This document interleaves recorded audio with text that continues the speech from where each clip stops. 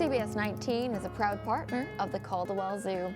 The bison is a staple of the American West, but they are battling a population decline. I recently got a chance to learn more about them at the zoo.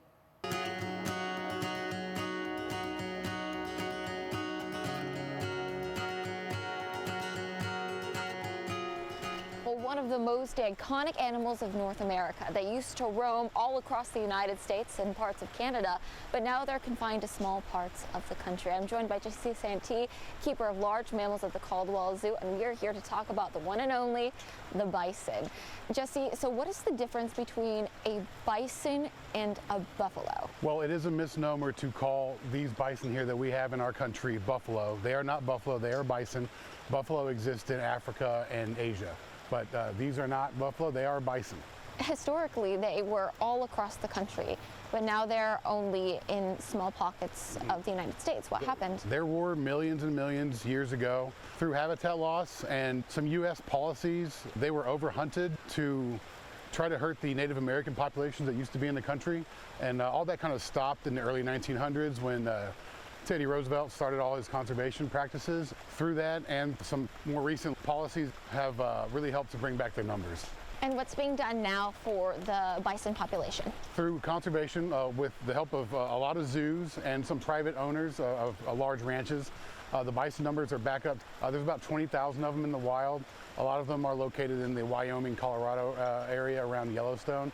And there's several 100,000 of them on private ranches throughout the western states. Well, glad to hear that their numbers are doing better out there. And there are two of them right here at the Caldwell Zoo. There are. Can you introduce us to the two ladies that live here? Yes, we have Scooby, who's 24 years old, and Elo. She's 17. They are older ladies. Bison tend to live around 15 to 20 years in the wild. They love coming out here, especially when it's cold. They roll around in the sand that we put out there. And they like to play with the trees we give them. We give them browse, and they'll go over there and throw it up in the air. And if it gets cold and rainy, you actually see them start running around the yard really fast. So it's fun to see. I love that. And things are about to get a lot colder as we get into the winter season. They're good with that, right? Oh yeah, they love it. They'll stand out there in the snow. You remember that we had a real bad snowstorm here several years back, and they just stood outside. They had snow and ice all over them, and they thrive in that. So how much do they eat? They'll get about half a bale of hay a day that we give them, but largely most of what they eat is just the grass and the leaves that are out here.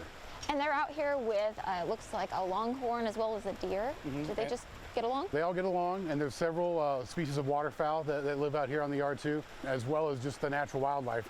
There's a cattle egret right over there, actually, that just flies in and out of the yards. Is this what it would actually look like way back in the countryside of Texas? I imagine it would look similar, just all the animals just living together, and it's nice to have a representation of what Texas maybe looked like 100 years ago or so. And if people want to come see these two lovely ladies, what is the best time of day for them to come to the zoo? Get here right when they come out. That's the best time to see them. They'll be eating, and if you're going to see them run around, that's when it'll be. Well, hopefully you can get out here early and see these two lovely ladies. They are right across from the reptile house at the Caldwell Zoo. Wow. Now, how close were you to those bison? Well, I was pretty far away. We were outside their habitat. Oh, okay.